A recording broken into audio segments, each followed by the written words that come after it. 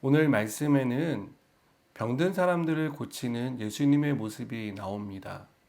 온몸에 나병이 걸린 사람이 예수님을 찾아와 치료해 주시기를 구합니다. 또 중풍병에 걸린 사람이 친구들의 도움으로 예수님께 나오는 모습을 우리에게 보여줍니다. 그리고 예수님은 그들의 부탁을 거절하지 않으시고 고쳐주십니다. 한 가지 특이한 점은 중풍병에 걸린 사람을 고쳐주실 때입니다.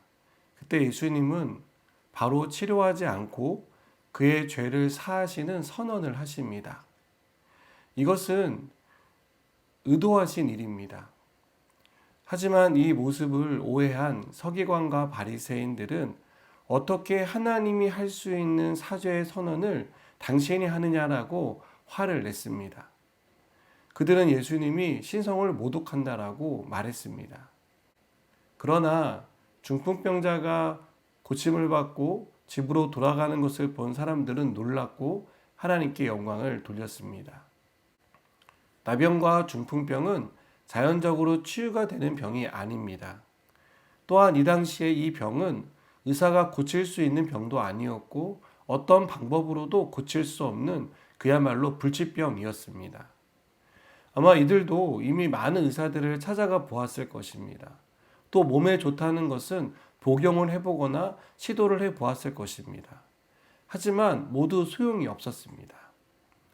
우리도 스스로 해결할 수 없는 문제에 봉착할 때가 있습니다.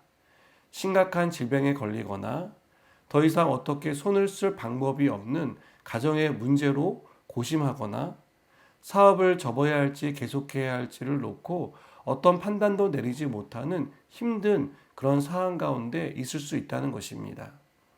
이 문제를 해결하기 위해서 백방으로 노력할 것입니다.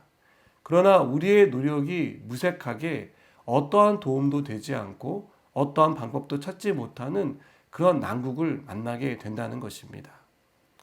여러분, 이때 기억해야 할 분이 있습니다. 바로 예수님입니다. 예수님을 찾아가는 것입니다.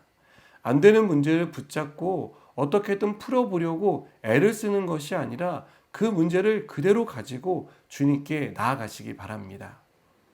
이렇게 주님께 나올 때 그 문제가 해결되는 것을 봅니다. 나병 환자가 고침을 받지 않았습니까? 중풍병에 걸린 사람이 그 중풍병에서 노임을 받지 않았습니까?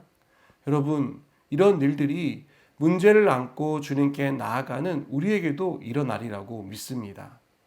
이 일이 가능했던 이유는요, 이 문제를 맡아주신 예수님이 바로 하나님이셨기 때문입니다.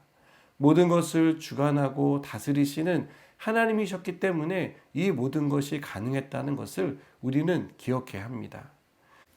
예수님은 13절에서 나병 환자를 고쳐주시며 내가 원하노니 깨끗함을 받으라고 말씀하십니다. 저는 이 말씀에서 큰 은혜를 받습니다. 예수님이 원하신다고 말씀하시면, 즉 예수님이 나아라라고 말씀하시면 낫게 되는 일이 일어난다는 것이죠. 예수님이 문제를 해결해 주신다고 약속하셨으면 그 약속이 그대로 이루어진다는 것입니다. 여러분, 중풍병자에게 죄사함을 선언하실 수 있었던 것은 그분이 바로 하나님이셨기 때문입니다. 죄를 용서할 수 있는 사죄의 권세와 그 모든 주권이 예수님께 있었기 때문에 이것이 가능했다는 것입니다. 여러분, 우리가 믿는 예수님은 하나님이십니다. 우리가 믿는 주님은 전능하시며 모든 것을 알고 계시며 모든 것을 주관하고 다스리시기에 그분께 가져가는 어떤 문제도 해결이 되지 않는 문제는 없다는 것을 우리는 믿어야 합니다. 그리고 그 주님 앞에 우리의 문제, 도저히 해결할 수 없는 모든 인생의 무거운 짐을 가져가시기 바랍니다.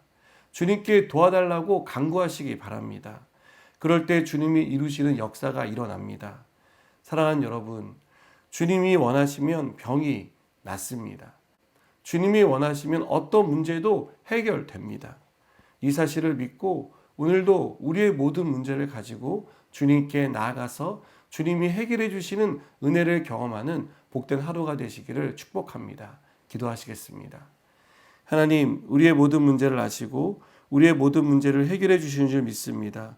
오늘도 그 문제를 주께 가져 나갈 때 하나님 우리를 도와주시고 은혜를 베풀어 주시옵소서. 예수님의 이름으로 기도드립니다. 아멘.